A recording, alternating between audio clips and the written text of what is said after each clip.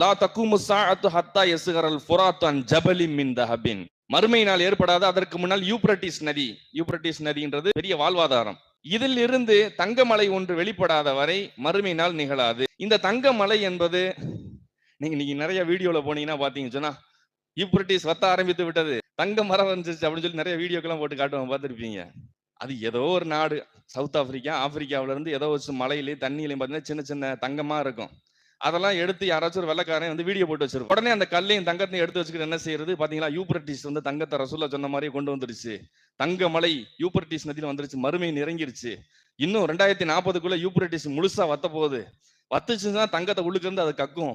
இப்படி மாதிரி நிறைய விதமான கான்ட்ரடிக்ஷன் இதுல போய்கிட்டு இருக்கு. பெரிய ஸ்காலர்ஸ் நான் சொல்லக்கூடிய கருத்துக்கள்லாம் அரபுல பாண்டித்தியம் பெற்ற விளைஞ்ச அறிவாளிகள், ஜியோ பொலிட்டிக் விளங்கினவங்க, உலக அரசியலை கவனிக்கக்கூடியவங்க, இது எதை கணிக்குது அப்படின்னு கணிக்கும் போது முதல்ல இந்த ஹதீஸ் என்ன சொல்லுதுன்னா, இது மலை, தங்க மலை அப்படின்னு ஒரு சில இடத்துல ஹதீஸ்ல வருது. வேறு சில வகையில கன்ஸ்ன்னு வருது. கன்ஸ்னா பொக்கிஷம்னு அர்த்தம். மலைனா மலையே இல்லைங்க, கன்ஸ். அது ஒரு பெரிய அருள், பெரிய காசு, பண மதிப்பு.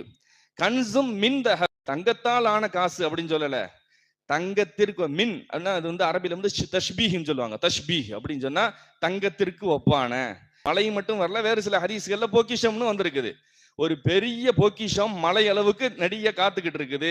அந்த மலை வெளிப்பட்டு விட்டால் அது உயிர் பலி கேட்கும். 100க்கு 99 பேர் கொண்டுருவான்னு சொன்னா நாடுகள் அடிச்சுக்கிட்டு சாகும். அந்த அழிவுடைய விகிதம் 99 இருக்கும். இது எப்ப நடந்துச்சு அப்படின்னு சொன்னா, சரியாக 123 வருஷத்துக்கு முன்னாடி இந்த ஃபித்னாக்கள் நடைபெறுகிறது.